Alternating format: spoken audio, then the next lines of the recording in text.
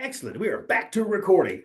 Welcome to this week's ACS CCP review session, study session, where we're going to be focusing on the IDF module 802 cheese making process. That's our goal. Everybody should have been sent an email with this PDF on there. Hopefully you've read it before today. I'm going to go through this and I've actually highlighted the most important parts that I think you should remember. So my goal in our study group, as always, is to help to minimize the amount of information that you need to study so that you could really focus on that. And yet you're still going to have to study. All right. Before that, a couple of housekeeping notes. Application process for this exam closes on March 31st. Today is March 7th. You have till the end of this month to apply to take this exam. There will be no extensions after this month to apply for the exam. Please do it now. Not now. Study. Please do it ASAP. Please apply for the exam ASAP. There is an application fee of $35, which you will not get back. But please do apply. Then you have to May 15th to pay for the exam. You must pay for the exam before you take the exam. You will not be able to sit in the exam if you don't pay for it. I am a messenger of ACS. I don't do any of this for you. I do not sign you up. I don't pay for your things, and I'm always happy to help be a liaison, but it is up to you to pay and to apply. All right. And then June 1st, coming up this summer, will be the deadline to switch from virtual exam to the in-person, or you can switch from in-person to virtual. Right now, do try to choose. Sometimes you don't know whether you're going to the conference or not. That's fine, but you do have till June 1st, and you can flip-flop. Go virtual or in person, vice versa. And then on June 1st is also the deadline to defer. So deferring simply means that something's happened in your life. You have not had the time to study. Something's going on where you need to postpone taking the exam and you've already paid for it. Until June 1st, you can contact ACS, and if you've already paid for it, they'll hold on to that money and you can take it next year without a problem. So again, June 1st, but main thing at the end of this month, apply. Do it soon. Okay. Hopefully everybody can see my shared screen with module 802 popped up. Somebody give me a thumbs up out there if you can see that. Thank you very much. All righty, so cheese making. We talked a lot about the materials last week or last session. So now we're going over the cheese making process. Besides, going through this IDF manual, always read through the best practice guide for cheesemakers. It's on the ACS website. I've emailed it to you. That booklet, it's so helpful too.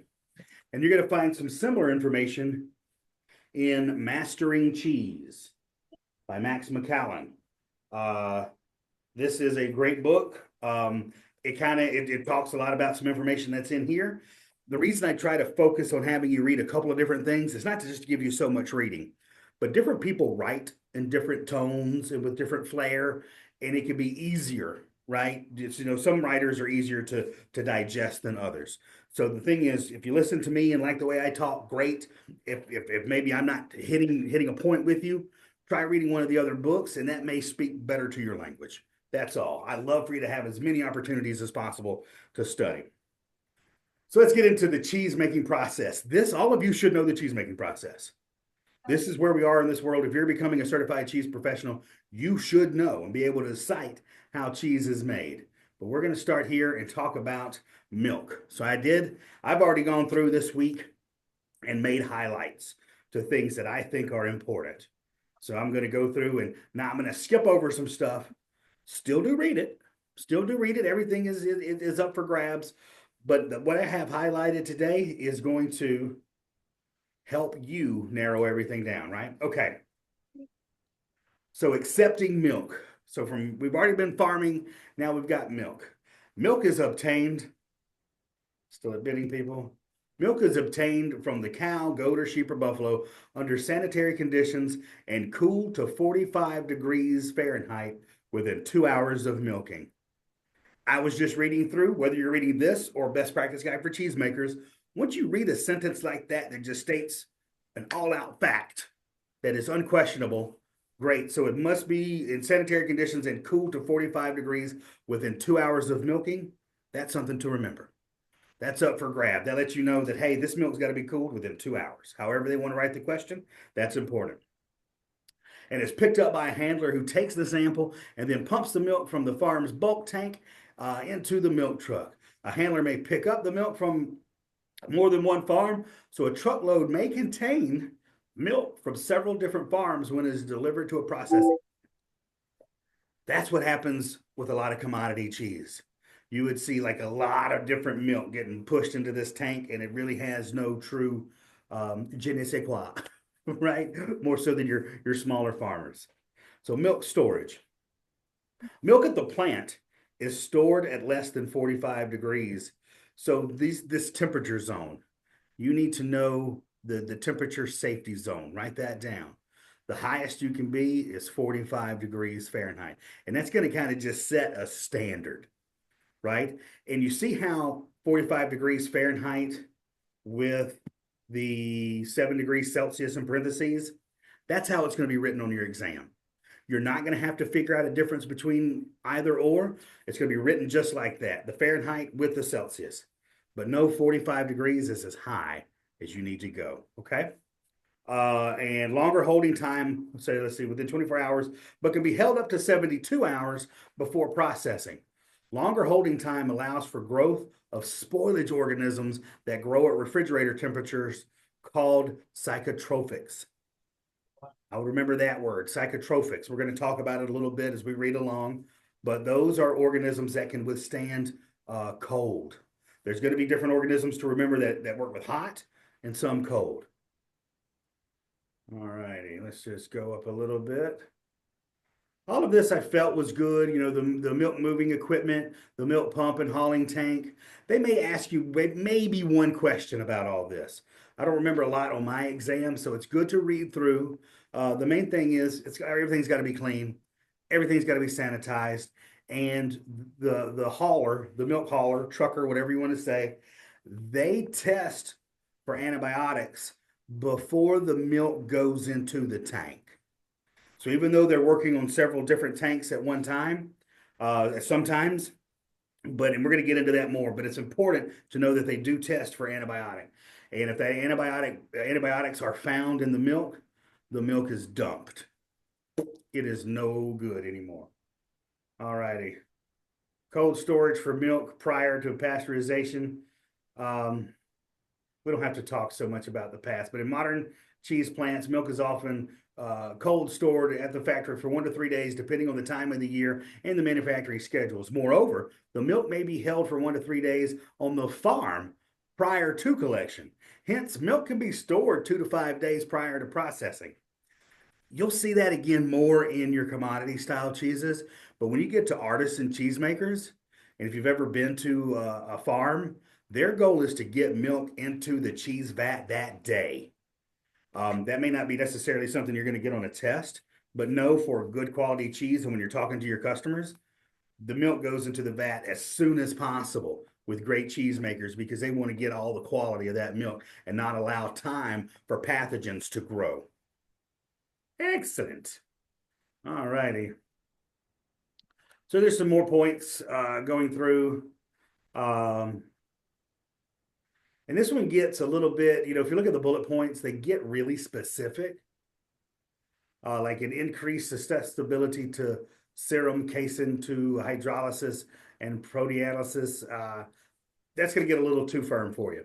We're going to go through what I highlighted, and this is more like what you're going to ask on the test. It is generally agreed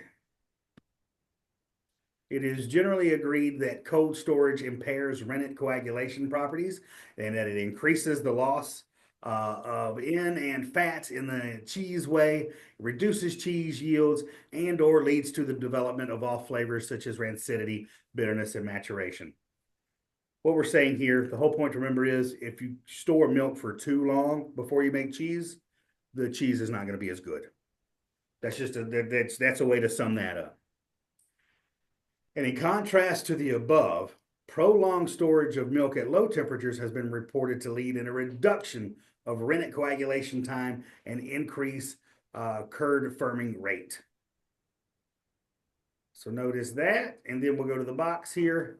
The effects of cold storage may be divided into those that are generally reversible on heating, including temperature-induced dissociation, solubilization, calcium phosphate, maclear casein, and irreversible on heating. That's good. This is where I think it's getting too much. They're not going to get into anything that specific.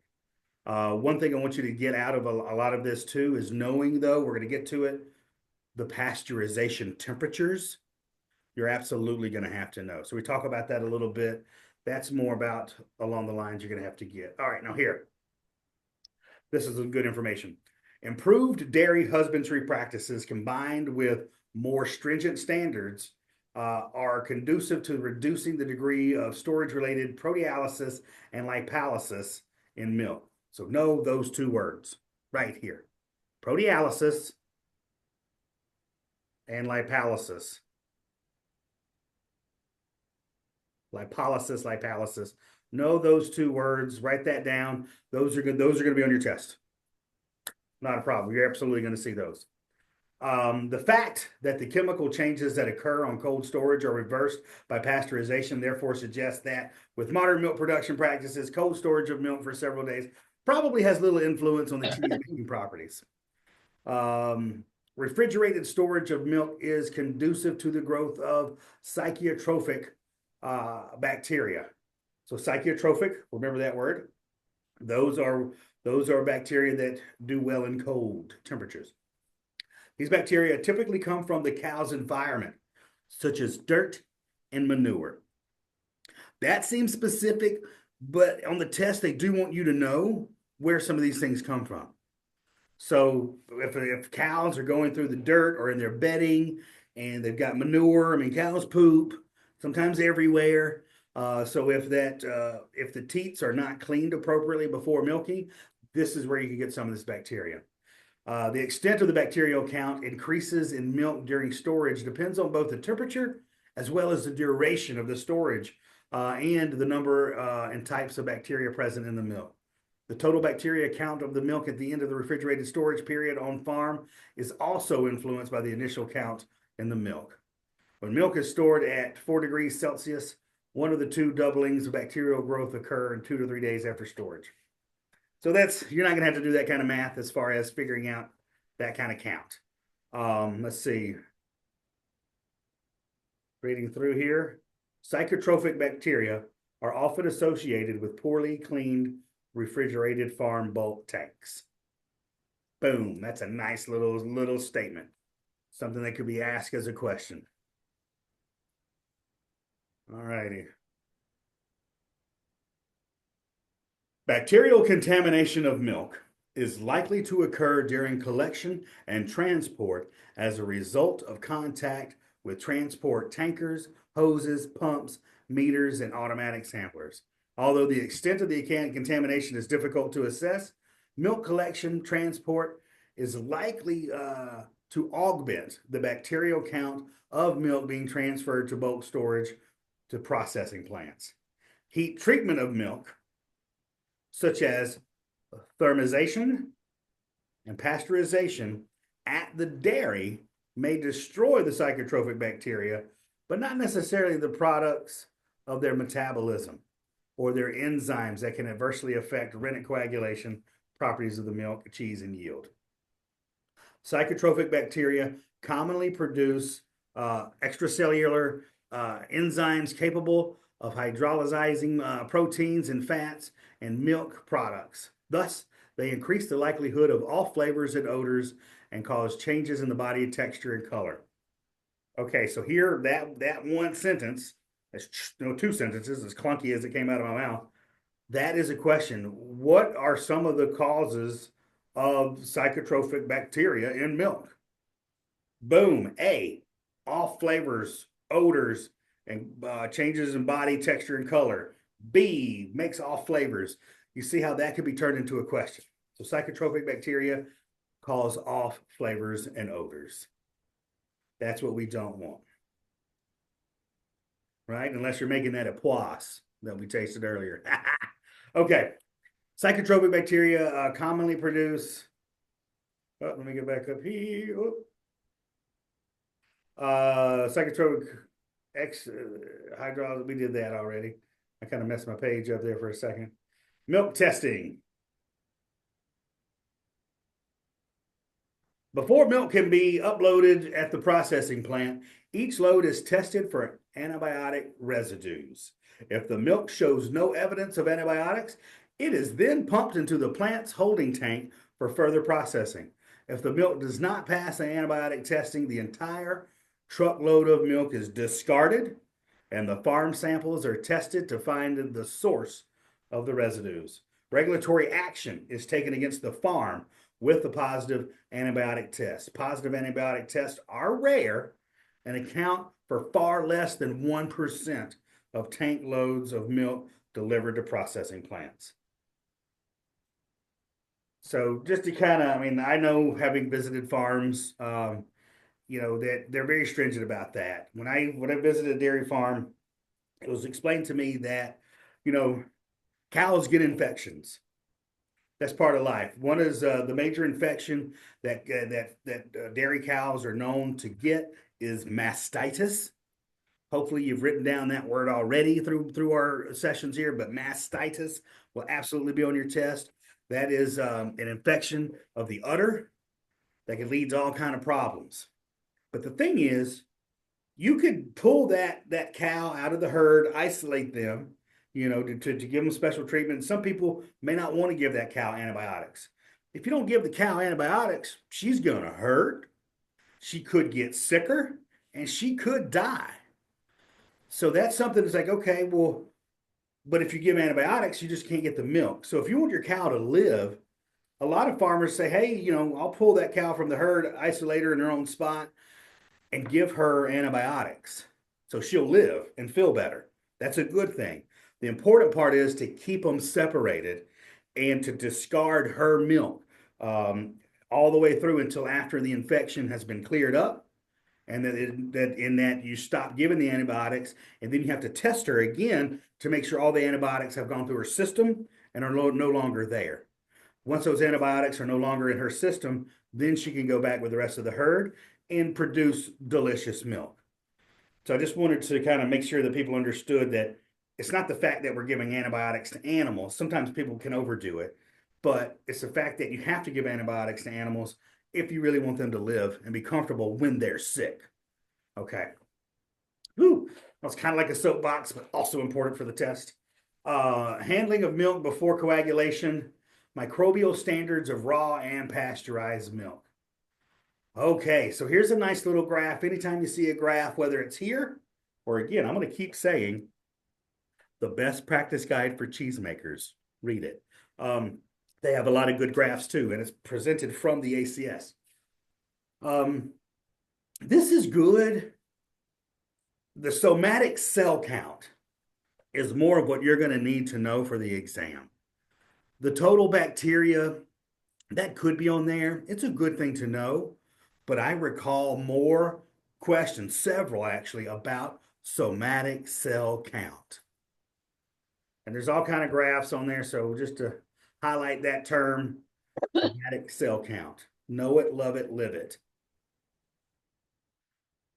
That is what you're going to need to know for the exam. Remember that part. Okay. So we're going to keep moving along. This is fun. If y'all have any questions again. Actually, I was just catching up. Oh, yeah, the Lebonville goat pyramid. It's got a little more moisture in it. It's terrific. Just reading your chat. Bacteria count. So the total bacteria count is the number of bacteria in a sample that can grow and form countable quantities on standard methods agar after being held at 32 degrees Celsius. That's good. I don't recall that on my exam. Okay, but again, it doesn't mean it's not on yours. I don't remember total talking about that.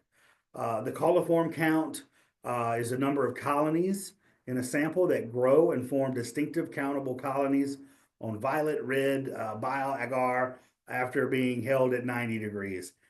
That's good. It's good to know this, but I don't think. But somatic cell count. Let's hit this. Somatic cells are blood cells that fight infection and occur naturally in milk.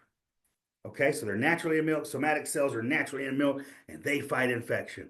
The presence of mastitis, which I mentioned earlier, which is an infection of the mammary gland, that's on your exam. I've already gone, I've given you 5 questions today easily. And in the cow will increase the somatic cell count. So with infection, it's kind of like white blood cells in humans. Like when you get an infection, your body is going to create something to help fight that infection. Somatic cell counts are what happens in animals. The somatic cell count can be determined by direct microscopic examination or by electric instruments designed to count them. So, of course, the more they have, the more sick they are. So that's why they're looking for this number. That's why somatic cell count is so important. It's a good go-to. Now, the standard plate count, the health and hygiene of the cow, the environment in which the cow is housed and milked, and the procedures used in cleaning and sanitizing the milking storage equipment are all key in influencing the level of microbial contamination of raw milk. I know that was a long sentence, but I see that also can be written into a question. What are some of the key things influencing the level of microbial contamination in raw milk? Well, the health and hygiene of the cow, the environment in which the cow is housed or milked, the procedures used in the cleaning and sanitizing of the milk and storage equipment. Those 3 things that could all be written together, and that is a question. So I think that's perfect. I'm excited about that. I hope you are too. Standard plate count. This method consists of growing the bacteria in a nutrient culture petri dish and counting colonies which develop. It can be used for all types of dairy products and is generally used in the examination of grade A raw and pasteurized milk. This method is used to determine the general quality of the milk supply. This is going to happen. Every dairy farmer, every cheesemaker sends out samples of every batch. That's the way it is. There are good regulations that we need to keep in this country that help keep us safe. And detecting the somatic cell count and standard plate counts, those are big ones. Okay, antibiotics in milk. Talked about it before. Just want to get it back into it. Antibiotics are used on many farms to treat mastitis infections. Cows under antibiotic treatment for mastitis infections may have antibiotic residues in their milk. Therefore, milk from treated cows is either discarded or collected into a separate tank. Milk containing antibiotic residues is not used for human consumption.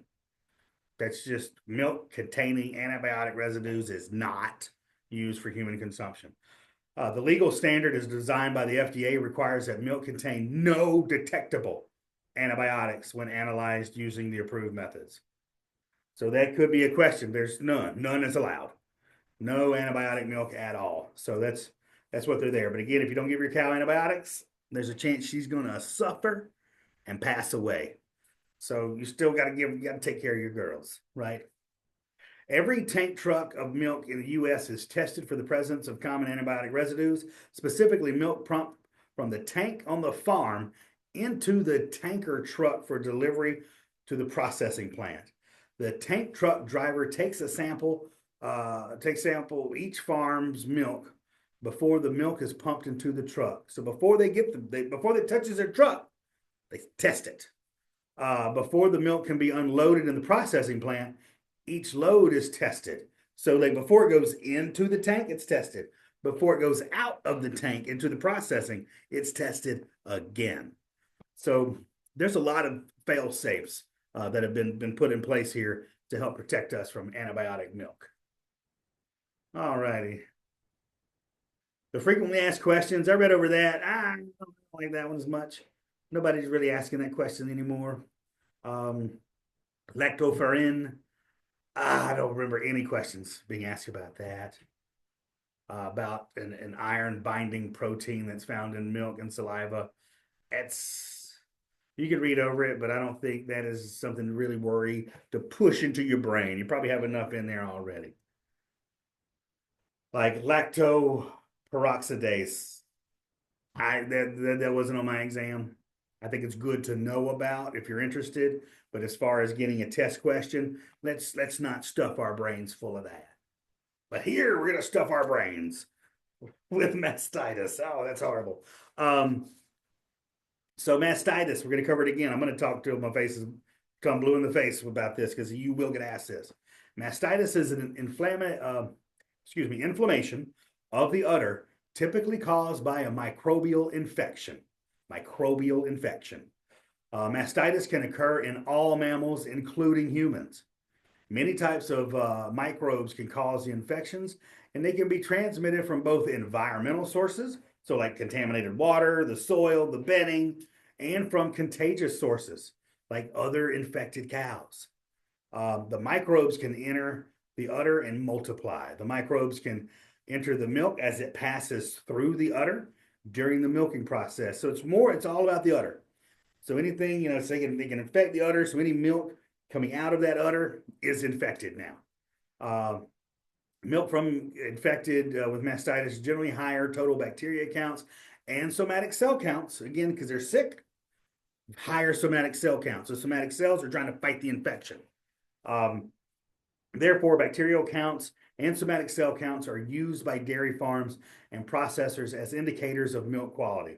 So I just want to point this out. So bacterial counts and somatic cell counts are used by dairy farmers as indicators of milk quality.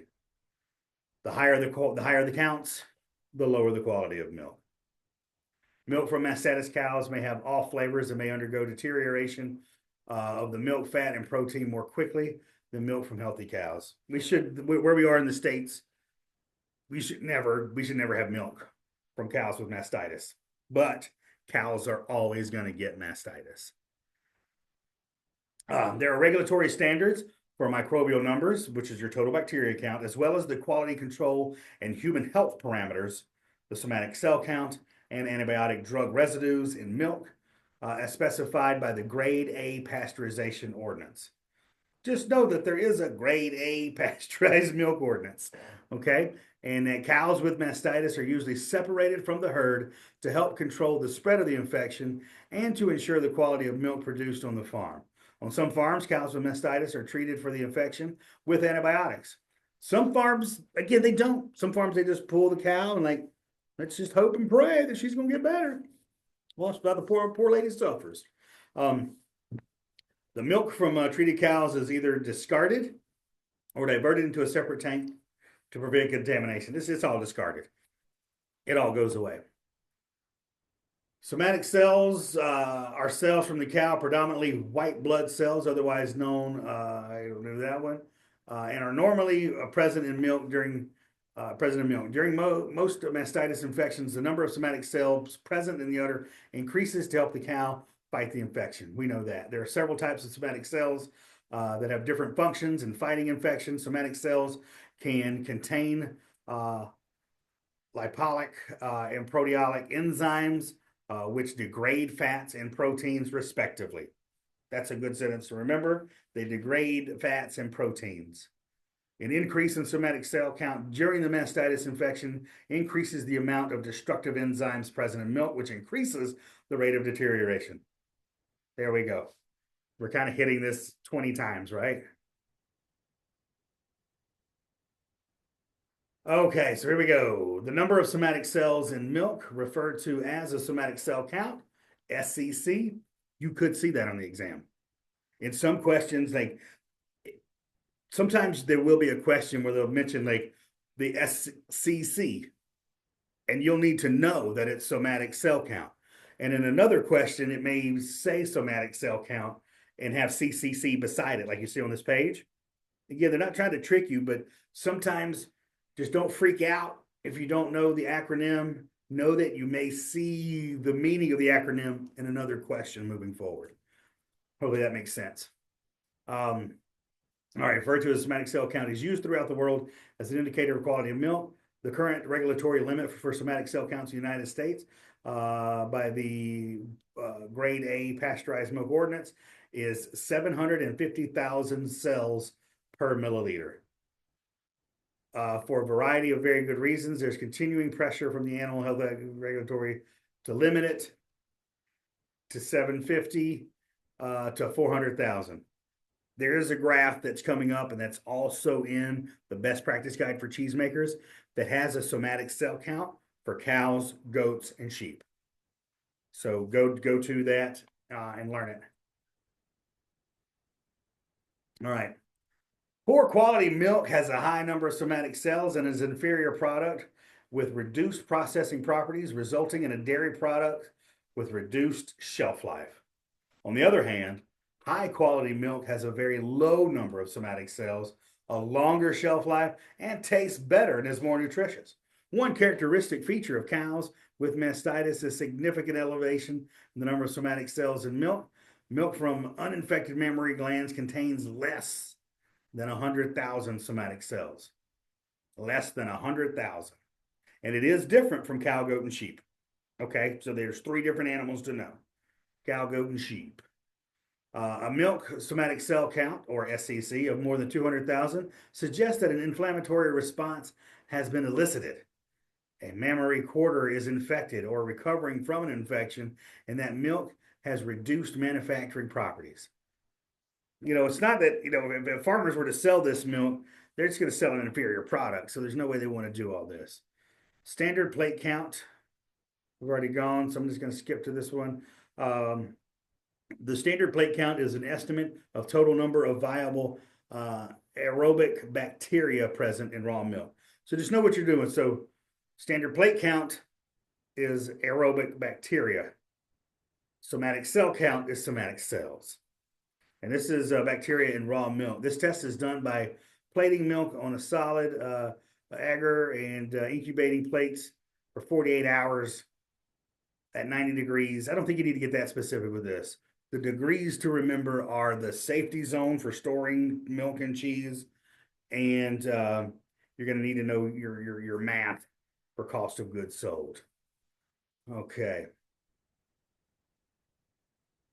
Wonderful. We're going to keep going here.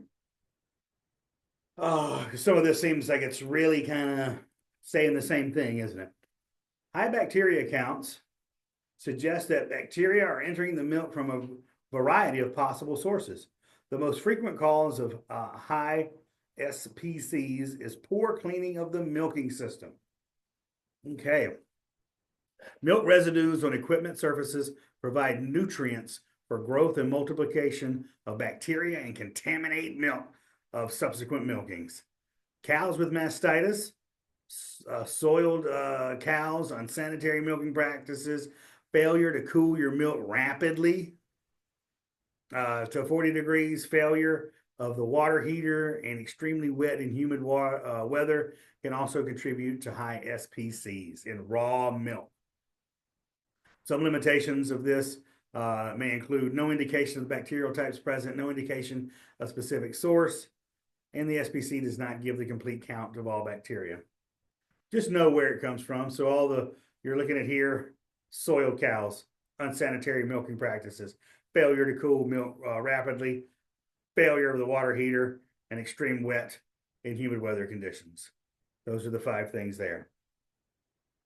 Now, incubation count, I read it, absolutely, but I don't think they can. There's only 150 questions on the test, and they're going to really stick to the somatic cell counts for this, which they can talk about the incubation count. I don't recall a lot of that on the exam.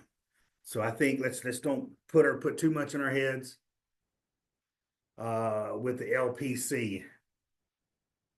Coliform count, like coliforms enter the milk supply as a consequence of milking dirty cows or dropping the milk claw into manure during milking. That's gross, but I'm sure it happens. Coliform counts, let's see, less than 100 CFU per milliliter suggests poor milking practices, dirty equipment, contaminated water, dirty milking facilities, and our cows with mastitis. So that's why I highlighted that. Okay, we're moving along quite well. Let's see, any questions so far? Feel free again to pop it up in the chat feature if there's any questions or comments. Always let me know. Want to make sure I'm not going too fast. Okay, so now we're talking about raw milk. We talked about milk. Let's get specific to raw milk. You know that mastitis is important to know. Somatic cell count, lipolysis, proteolysis. You need to know those words. Perfect. All right, advantages to using raw milk. Your milk will be fresher. Raw milk is usually sold within 48 hours of coming out of the cow. This means a stronger curd and higher yields. So since the bacteria and rennet that you introduce have very little bacterial competition. All right, so let's see. Advantages using your cheese will have more flavors. Raw milk is nuanced. Like wine or raw honey, the flavor of the milk varies throughout the season. Depending on the type of cheese you make, you will be able to taste grass, clover, or alfalfa.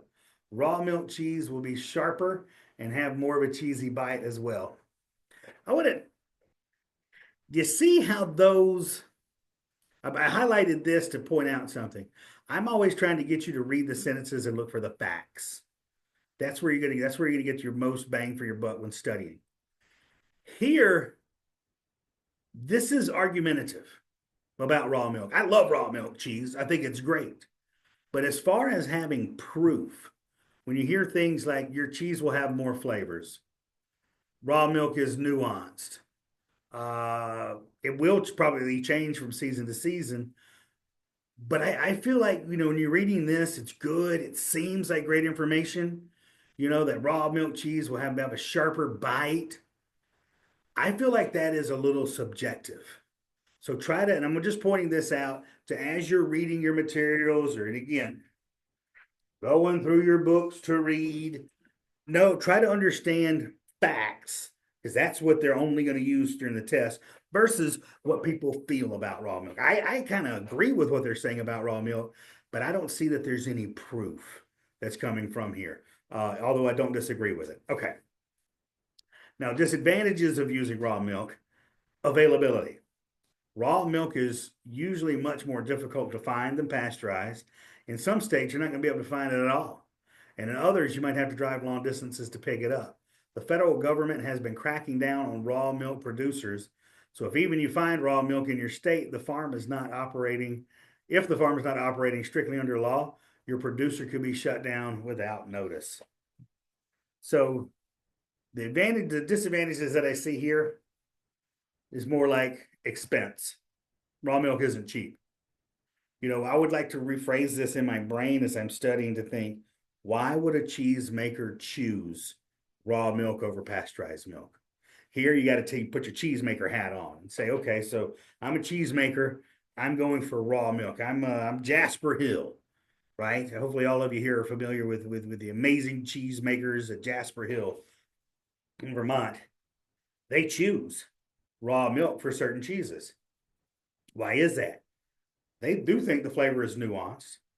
They think you're going to keep more microbes in the milk. They think you're going to keep more of a taste of place, so to speak. The terroir is what they're going after. But more often than not, it's the microbes that they're trying to keep. That's why some of the things are more expensive. So I can get why they do that. On the flip side, maybe we're jumping ahead, and I'm going to ask you, maybe some of you want to chat this in. Why would a cheesemaker then choose pasteurized milk over raw milk? Think about that. Some of you try to give me an answer. This is a good time for reflecting and a little bit of a discussion. We know that, and also with raw milk, there's a risk you can get people sick. So then why would a cheesemaker say, I'm going to make cheese, but I'm going to make my cheese with pasteurized? There we go. The cheese will be more consistent. Blank slate. It's cheaper, safer. Logistics, consistency, more consistent product, safer, affordable. Perfect. Thank you guys. This is great. You may want a unique flavor, availability. You guys are really chiming in. Those are some important things. You can make larger amounts. It really comes down to, all of you are pretty much right. And we're going to head down to there and read it now. But what you're looking for is that consistency. So when you pasteurize your milk, Your milk is not going to change from season to season. You're pasteurizing it. It allows some cheesemakers to get more milk because they can get milk from more than one farm. And once it's pasteurized, I'm not going to say it makes it bland. That makes it sound negative, but it makes it more uniform. So then you have safety. You have a safer product that you feel like you have a much lower chance of getting people sick. And then it also, in some cases, can increase your shelf life. The milk itself, it increases the milk shelf life. So great, good job, team. You guys are putting your study hats on. I love it. The purpose of pasteurization. So we've got it. We know the risk. There's a risk to consume raw milk. The government doesn't want you selling it. I can understand why a lot of people do get sick. I wish they treat it like raw seafood. Just put a stamp on it. Like it's up to you. You know it's raw. You have the right to try it or not. But the purpose of pasteurization. So heat treatments and pasteurization. This describes the purpose of pasteurization and pasteurization conditions used in processing milk. Okay. The purpose of pasteurization to increase milk safety for the consumer by destroying disease-causing microorganisms or pathogens that may be present in the milk. Also, to increase keeping the quality of milk products by destroying spoilage microorganisms and enzymes that contribute to the reduced quality and shelf life of milk. So the purpose of pasteurization, to keep us safe and to make it last longer. That's what pasteurization is in a nutshell. Minimum pasteurization requirements for milk products are shown in the table below. So we'll look at that. So pasteurization can be done as a batch or continuous process. A vat pasteurizer consists of a temperature-controlled closed vat. The milk is pumped into the vat. The milk is heated to the appropriate temperature and held at that temperature for the appropriate time and then cooled. The cooled milk is then pumped out of the vat to the rest of the processing line, for example, to the bottling station or cheese vat. Batch pasteurization is still used in some smaller processing plants. The most common process for fluid milk is the continuous process. The milk is pumped from the raw milk silo to a holding tank that feeds into a continuous pasteurizing system. The milk continuously flows from the tank through a series of thin plates that heat up the milk to the appropriate temperature. The milk flow system is set up to make sure that the milk stays at the pasteurization temperature for the appropriate time before it flows through the cooling area of the pasteurizer. The cooled milk then flows to the rest of the processing line and the bottling station. Okay, that sounds fun. All right, here we go. Boom. Look what we've got for you. This is a graph that you're going to need to know. I'm trying to make you dizzy. Page 90. Page 90 on what you're going to have. Go to it. This is a good graph that you need to know. All righty. So in here, batch, vat. And so I would know this graph. I would get to know this. This would make some great flashcards for yourself and your friends and family. But let's look at under this first line here, continuous high temperature short time. So you're going to see HTST, high temperature short time. You could and again, as far as the question on the test, it could say, in the pasteurization process, what does HTST stand for? And you may need to know high temperature short time. Or they could say, in the pasteurization process, high temperature short time, or HTST, refers to pasteurization that occurs at what temperature? And you'll need to know that it's 161 degrees Fahrenheit for 15 seconds. That's high temperature, really high temperature, zap, at a really short time. Okay, so, and here's a trick. They're never gonna mess with you with the Celsius number. So if you like me, and sometimes I just got so much information in my brain, can't handle more, I would just remember the Fahrenheit. I was raised on Fahrenheit. If you're more scientific, than use Celsius. But you only have to remember one of those. They're not trying to trick you here. They're not going to have 161 degrees Fahrenheit and 42 degrees Celsius to mess you up. Just remember one. Remember Fahrenheit if that makes it easy for you. But you'll need to know the temperature and the amount of time. All right, so continuous. So higher heat, shorter time. So you got HHST. You'll need to know that. And of course, that's 191 at 1 second. Continuous high heat, shorter time. Oh my God. 0.5, so 194 at 0.5 seconds. Woo, continuous high heat, shorter time. 201. So you'll need to know these ultra pasteurization and yeah, UHT, ultra high temperature, which is room temperature, or 302 degrees for 4 to 15 seconds. So know this. There's also another graph in the best practice guide for cheesemakers that'll really help you out as well. So know these. These are fun. You'll get them in your head and it'll be great. History of pasteurization. I'll try to make this sound interesting. Here we go. The process of heating or boiling milk for health benefits has been recognized since the early 1800s and was used to reduce milk-borne illness and mortality in infants in the late 1800s. As society industrialized around the turn of the 20th century, increased milk production and distribution led to outbreaks of milk-borne diseases. Common milk-borne illnesses during this time were typhoid fever, scarlet fever, septic sore throat, diphtheria, and diarrheal diseases. These illnesses were virtually eliminated with the commercial implementation of pasteurization, in combination with improved management practices on dairy farms. And in 1938, milk products were the source of 25% of all food and waterborne illnesses that were traced to sources. But now they account for far less than 1% of all food and waterborne illnesses. That's great. So pasteurization, that was a big thing that happened in our world, not even just with dairy, but in our world in general. Pasteurization is the process of heating a liquid to below the boiling point to destroy microorganisms. It was developed by Louis Pasteur in 1864 to improve the keeping qualities of wine. That's pretty fun. Commercial pasteurization of milk began in the late 1800s in Europe and the early 1900s in the United States. Pasteurization became mandatory for all milk sold within the city of Chicago in 1908. And in 1947, Michigan became the first state to require that all milk for sale within the state be pasteurized. What to remember coming out of all of this that we're saying is, know who Louis Pasteur was. Know that Louis Pasteur came up with pasteurization.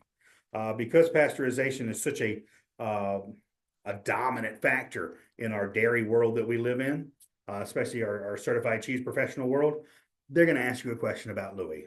Louis, they got to. I know they did on my test, so hopefully they do on yours as well. In 1924, the U.S. Public Health Service developed a standard milk ordinance to assist states with voluntary pasteurization programs.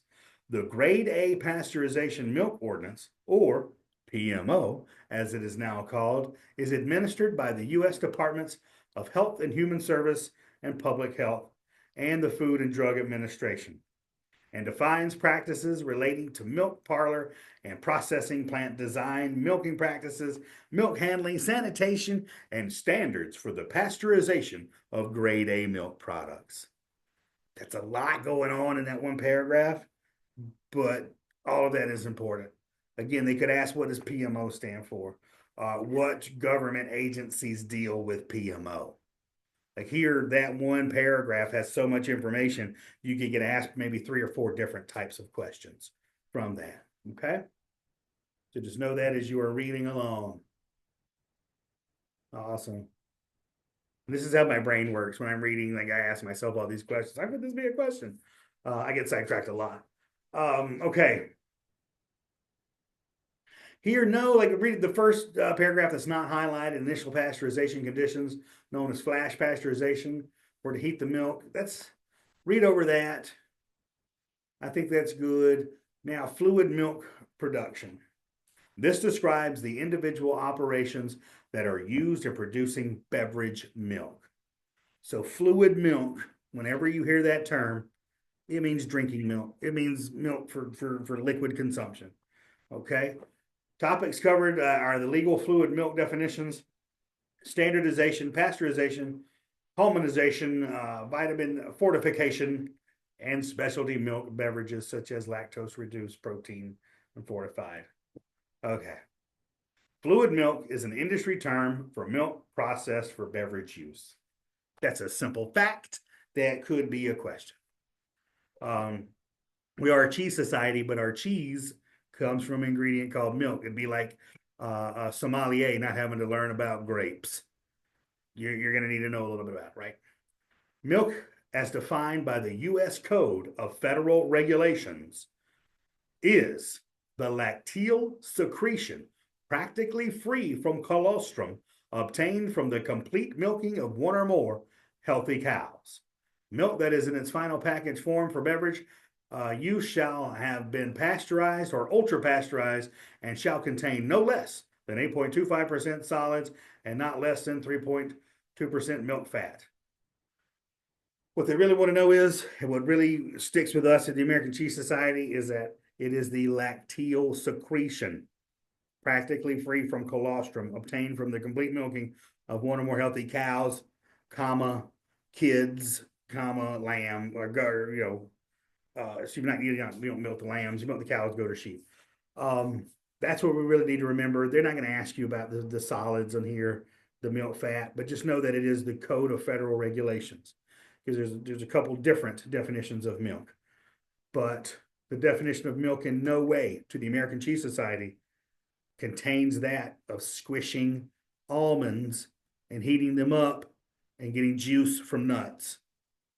That is not at all what milk is or what you're going to get asked about from the Cheese Society. It comes from mammals. Whew, okay. Here we go. So pasteurization, that's a good point. The majority of fluid milk is pasteurized at a high temperature, short time, continuous process. That's 161 degrees Fahrenheit for 15 seconds. High temperature, short time is 161 degrees at 15 seconds. That's what most of our drinking milk is going to be. Vitamin fortification. I was reading through this. This is fun. I enjoy this information. I just don't think it's going to be on your exam. I just like, there's not as far as vitamin A and vitamin D, vitamin A is fat soluble. A lot of milk you need, it's calcium is absorbed easier with vitamin D. Vitamin D isn't readily available in milk, but that's what you get from the sun. It's all good to know, but none of this, like the FDA encourages fortification of a level of 500 IU of vitamin A per 8-ounce serving. That's not going to be in your exam. Don't stress about that. All right. You need to know what milk means and the definition of it, and that's good. Specialty milk beverages. I would read over that, but I don't really recall a lot about specialty milk beverages being on the exam. Okay. Don't read it, know it. It's interesting. It's good for you to have a knowledge of and to be professional about. But as far as, milk beverages, not so much. Let's talk about A2 milk. I know that. All right, like milk beverages targeted for teen athletes or protein fortified and fat reduced. That's not on your exam. But here we go, something that probably will be. Advantages and disadvantages of heat treated milk. All right. Using pasteurized milk. So kind of like on the flip side where we're doing our, why do people use raw milk? Why would you use pasteurized milk? It's widely available. It can be found at any grocery store. It's inexpensive. Generally, this was written years ago. Everything's getting more expensive. It's a blank slate, bacterially speaking. And milk that's been pasteurized contains no bacteria beneficial or pathogenous. So this means that whatever culture you add, so when you're making cheese and it doesn't have any bacteria in it, we know that the cultures we add to cheese to, cause fermentation, right? To eat the lactose and put out lactic acid. They have no competition with in pasteurized milk. That's what that means. The flavor and texture of the milk have been improvised by pasteurizing it. The method kills the pathogens, and this method may present many diseases, so it's safer. When you go to it, it's safer. I like this, the simple answers. Safer, more consistent, cheaper. Those are the three big ones I go to, is why I use pasteurized milk. But many of you gave many good answers as well. Disadvantages to using pasteurized milk. Oh, let's see. Your cheese will not be as flavorful. See, I think that's just subjective. That's where something, when I'm reading anything about that, and I'm not trying to argue with it, but you see how that's just not a fact. It is widely believed, and it's probably a good argument over a couple bottles of wine over a cheese dinner. But I've tasted some pasteurized cheese that's quite delicious, right? There's nothing like a delicious aged raw cheese. I get that too, but I think that's arguable. A pasteurized cheese contains enough good bacteria to turn it into cheese, but it will never have the same amount of flavor and nuance that raw milk does. Again, that's more than likely true, but if it's not a fact, let's not talk. Let's not study it so much. Unpredictability. Your milk may or may not have been pasteurized at a high temperature. If it was heated past 165, the proteins are denatured or cooked and will not make good cheese. Your curds will be very soft and may not hold together. The risk is the largest outbreak of dairy-related foodborne illness was in the mid-1980s. Almost 20,000 people became sick with salmonella from improperly pasteurized milk. Milk that is designed to be consumed raw is processed with cleanliness and health in mind. Milk that is designed to be pasteurized may be from sick or dirty animals that is transported in huge trucks to a central location for pasteurization. If something goes wrong or all the temperature gauges do not work properly, there's potential for people to become ill. All right, let's see. We're moving, and now we're getting to different vats.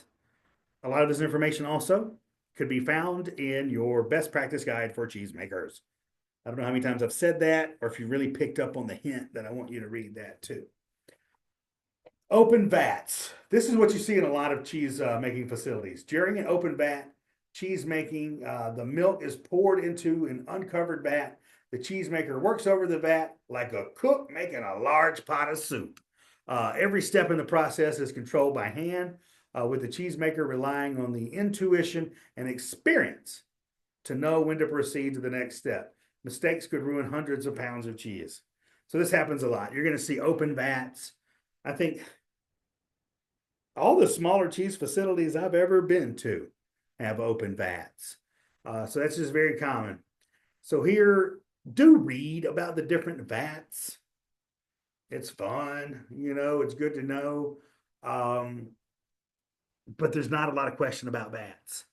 Not that I recall.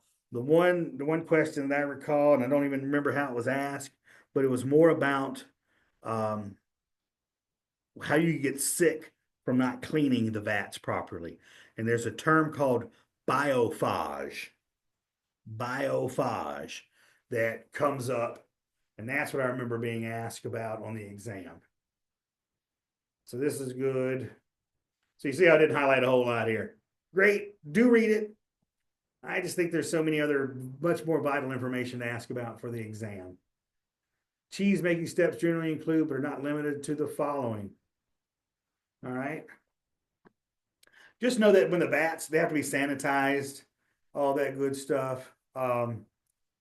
To add any desired coloring agent, appropriate valves are opened and the color pump generally starts to add the coloring agent, preferably annatto, to the milk.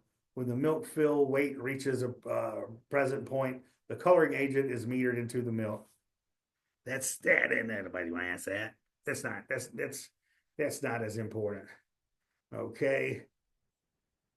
Do read it. Do read it because there's a couple of anti-swirl step, set step, cut steps, heel step. I recall 0 questions about any of these steps on my exam. So maybe we focus a little bit more on some more pertinent information. This is still all good, but you see how there's just so much information out there. Oh my God. Let's cut this down. Good steps. Read it. You'll have fun. You may even dream about cheese making when you're done reading it, which is always a fun dream, unless it turns bad. But let's just get to some better stuff. Let's get to some stuff that you may get asked for sure, like cheese must be aged for 60 days. Currently, our government, so I'm on page now 96. Currently, the government requires that raw milk cheeses be aged 60 days or more. That's on your test. That is something I think I say at every one of my classes. But if you've ever heard me speak, you've heard me say that. If this is the first time you're hearing it, I'm glad you're hearing it now, but know it. For a raw milk cheese, currently the government, the United States government, requires that raw milk cheese be aged for 60 days or more. You can never have. That means you're not going to have a raw milk brie. You're not going to have a raw milk mozzarella, raw milk fresh goat cheese. Not going to have that. Some organisms die more rapidly than others. Excuse me, die more rapidly than 60 days, and others survive longer. There's no magic number of days aging that will guarantee a pathogen-free cheese. While aging is a beneficial means of reducing pathogens, it is in no way an infallible cure for all presence of pathogenic bacteria. All right, so you see how what I'm talking about? Read what the fact is, and then you're going to have some, I like to say, meat with little gristle on it. And the little gristle on this thing is like, there's really, like, the government says 60 days, but there's really no number of days that makes a cheese safe. So go by the fact. The fact, 60 days by law. You and I over wine and cheese, we could talk about how, we could argue the facts of the magic number of days, but apparently there really are none. So just let that kind of get out of your head and remember 60 days raw milk cheese. And let's see, that's at least 10 questions today that you all are already prepared for the exam. Good job, you guys. Seasonal adjustments of the milk vat. Again, always read, but I feel like some of this is going to be just too much information. Standardization of the fat content of milk varies with species.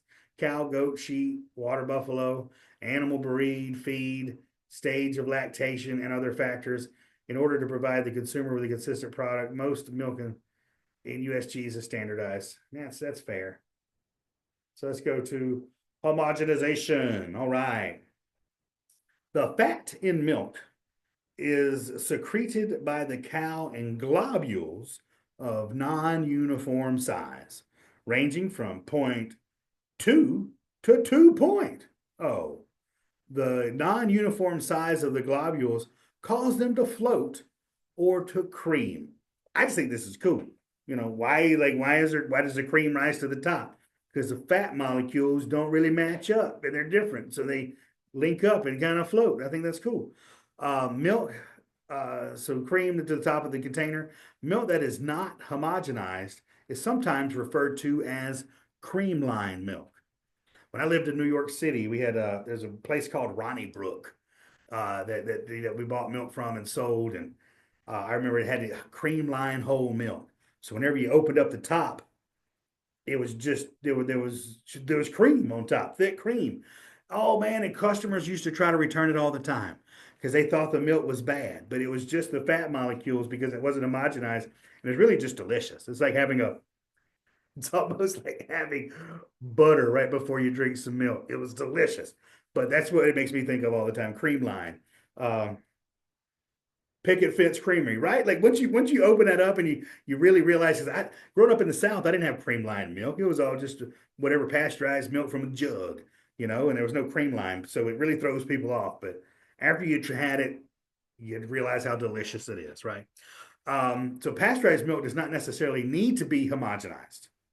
However, homogenized milk should be pasteurized to inactivate native enzymes that deteriorate fat, lipases. So know that deteriorating fat, lipids are fat.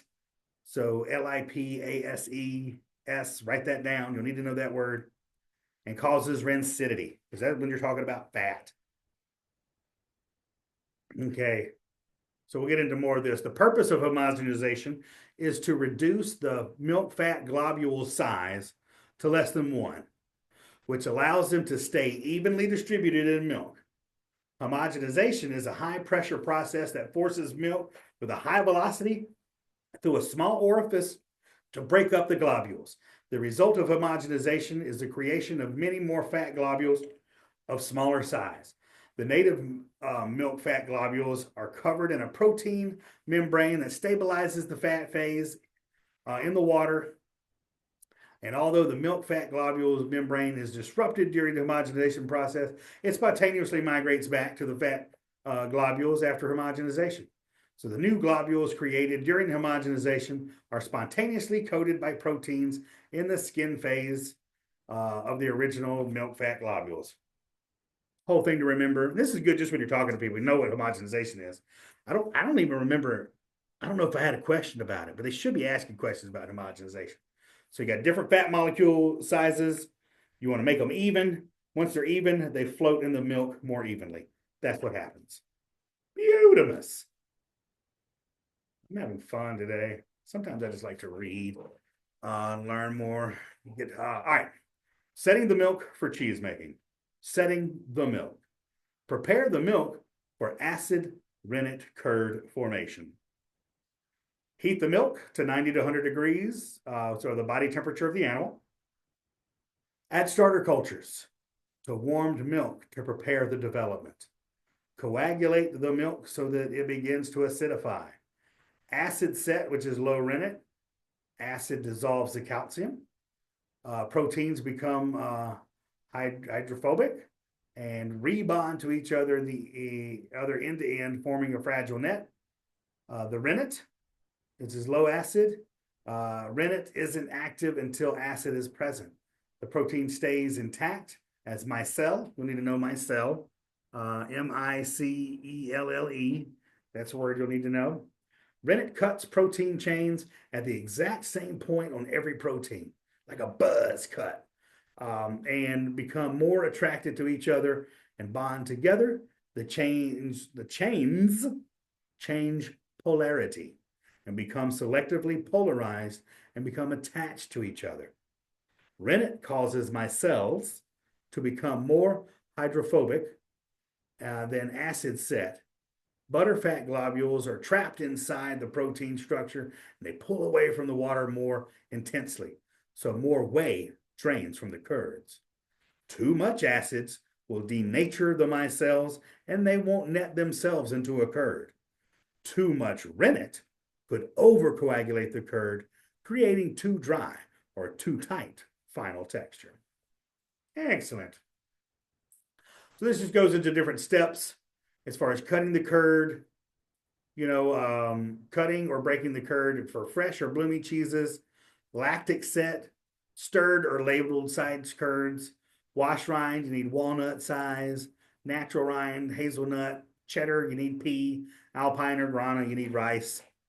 That's just good to know. I don't think they're going to ask. I don't know if that's going to be necessarily on your test.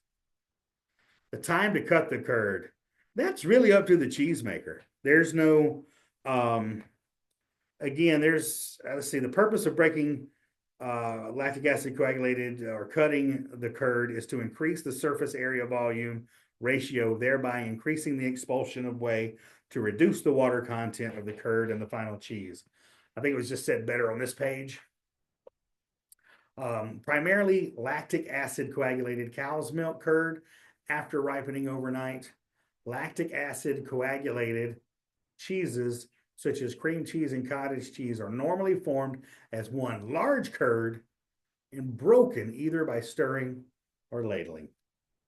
This should be done when the coagulum reaches a pH of 4.6 to 4.7 More acidic is lower pH, and the curd will be brittle and shatter.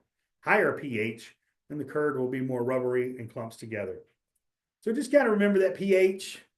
That's a good number to remember, 4.6 to 4.7. If the pH is lower than that, your curd is going to be brittle. If your pH is higher than that, they're going to be rubbery and clumped together.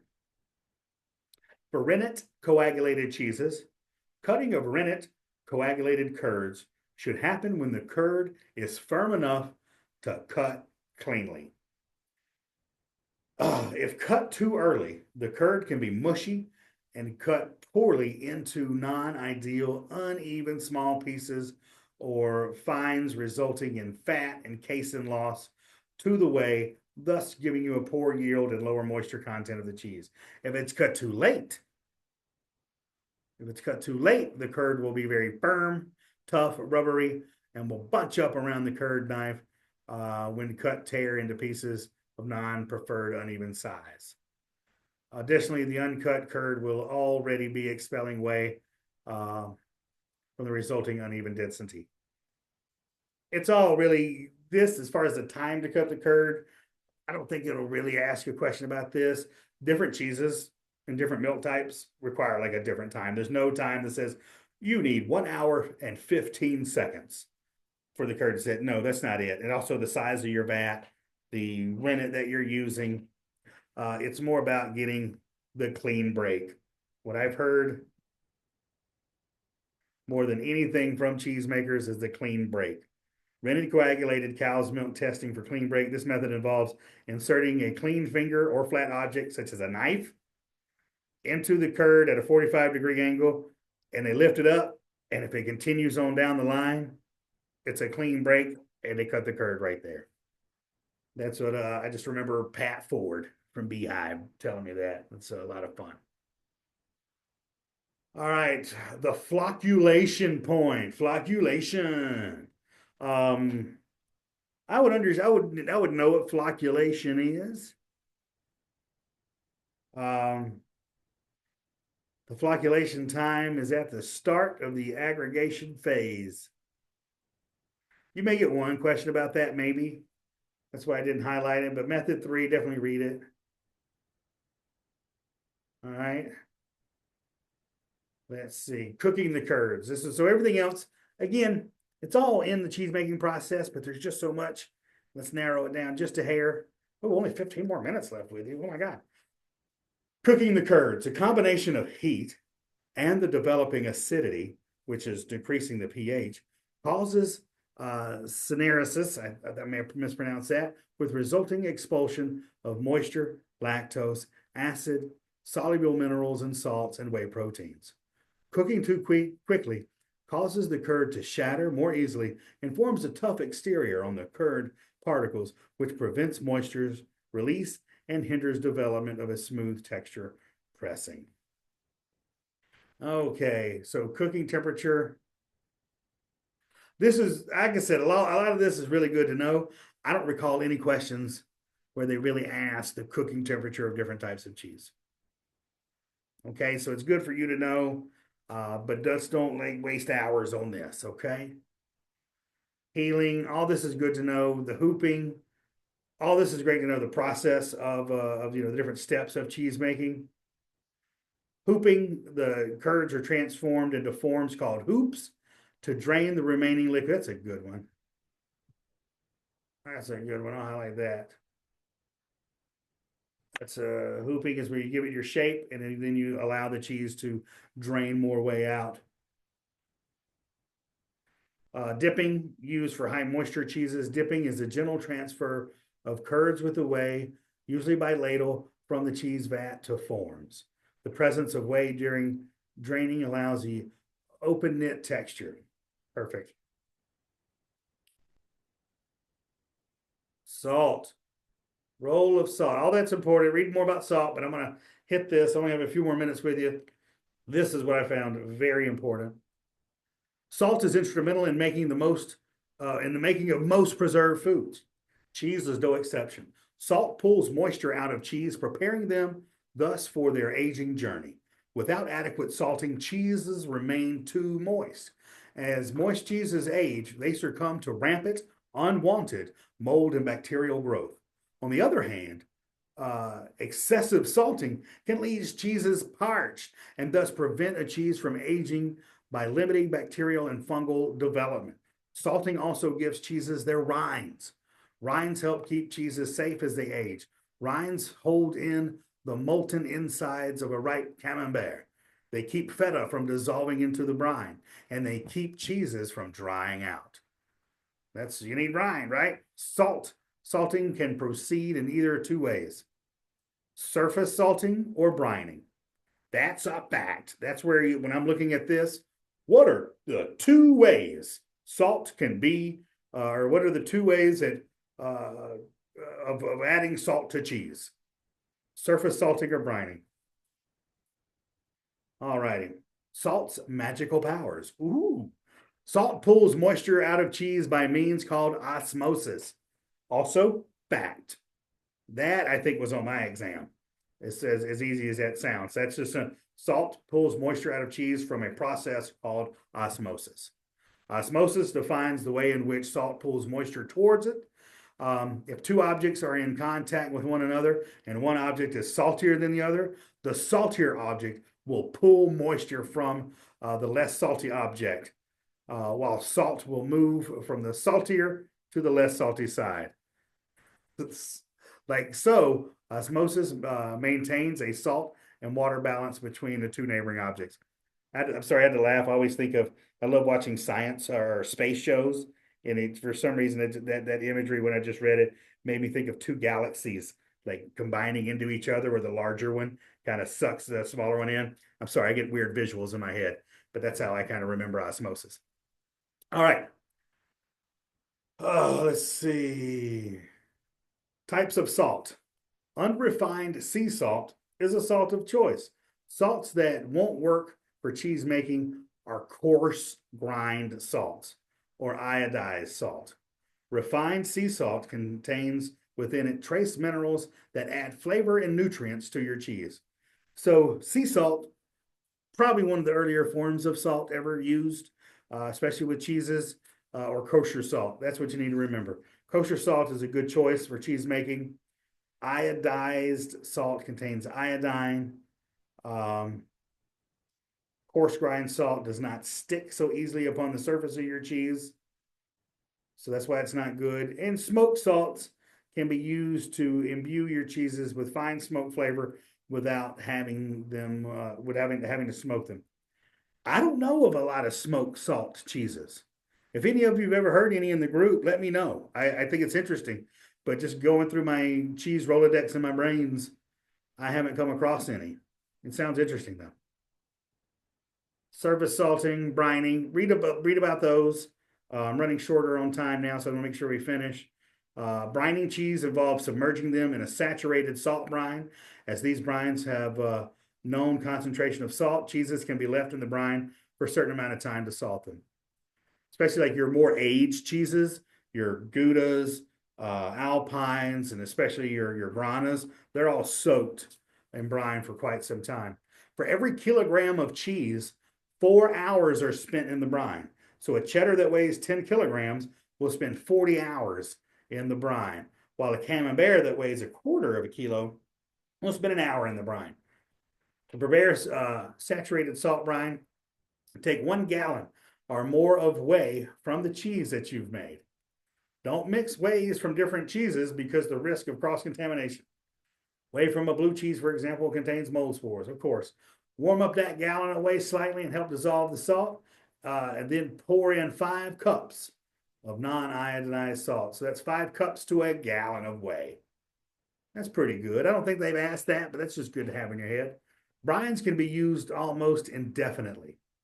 Many cheesemakers use them for many years. If you do reuse your salt brines, be sure that there's always a reservoir or undissolved salt at the bottom. If there isn't, add a cup of salt.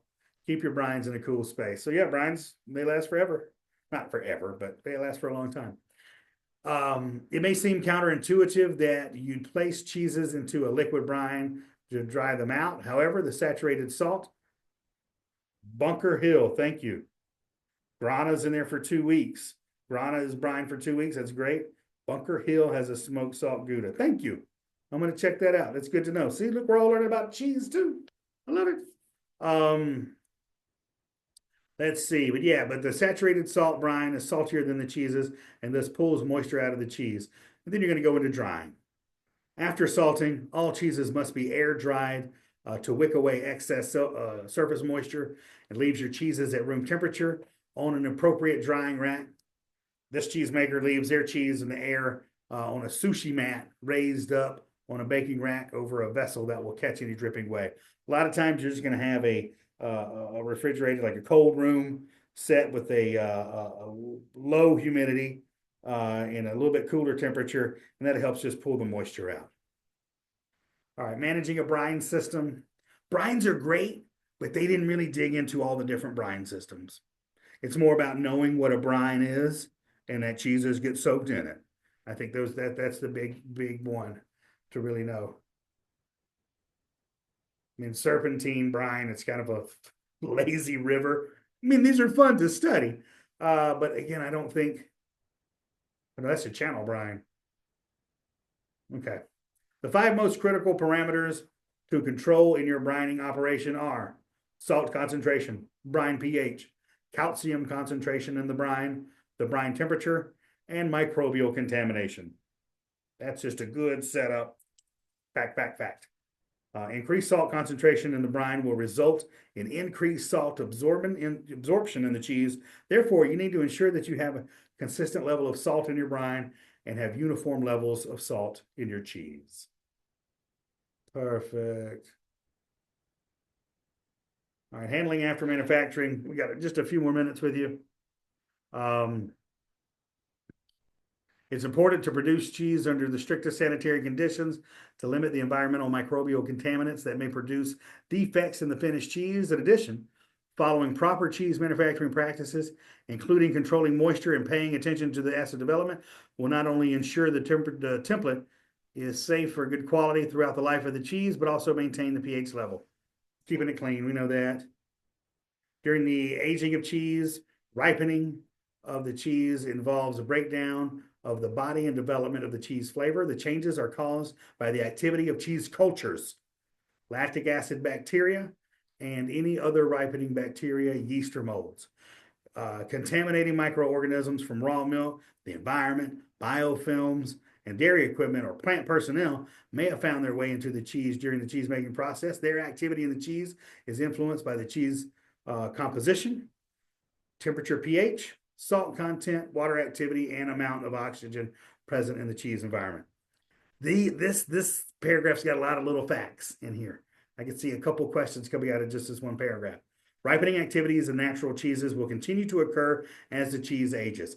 Higher aging temperatures, higher moisture water activity, and decreased salt will promote a faster growth rate of ripening organisms and lead to a quicker breakdown of body of the cheese.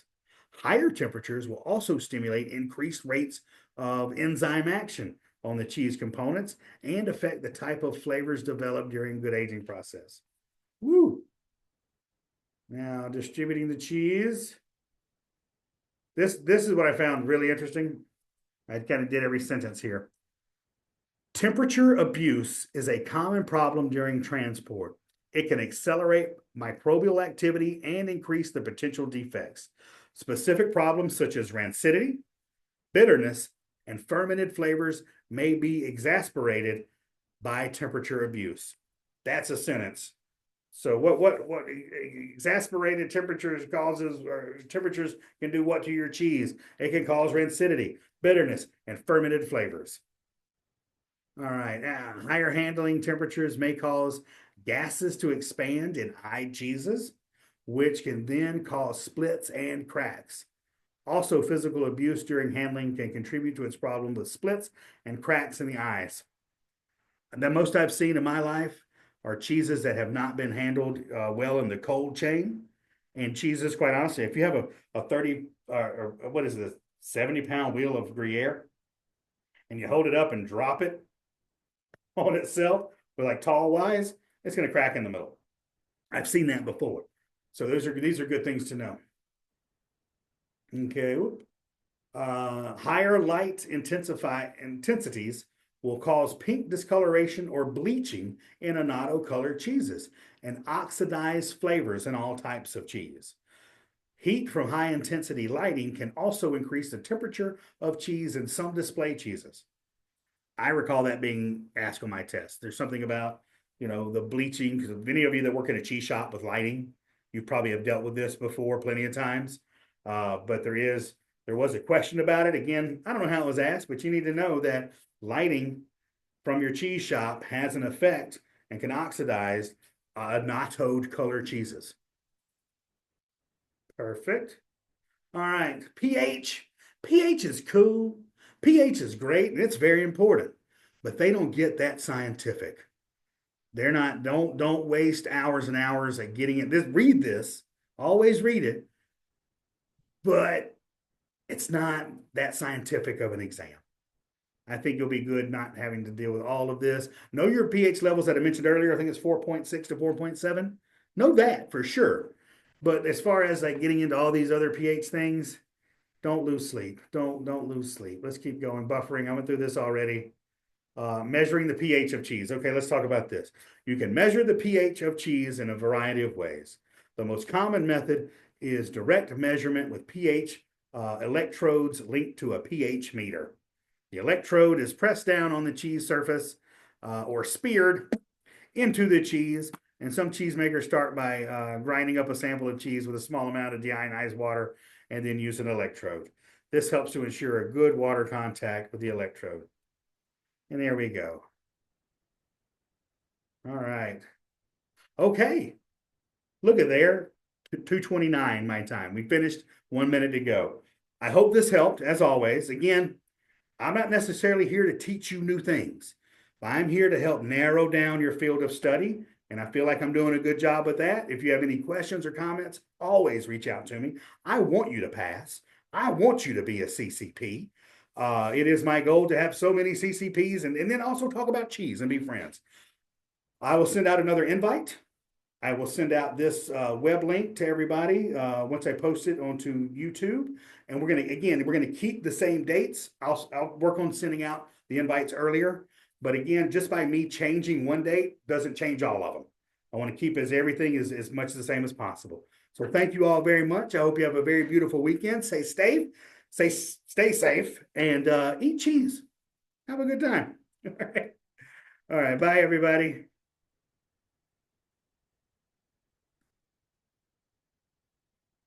All right. I got to push so many buttons.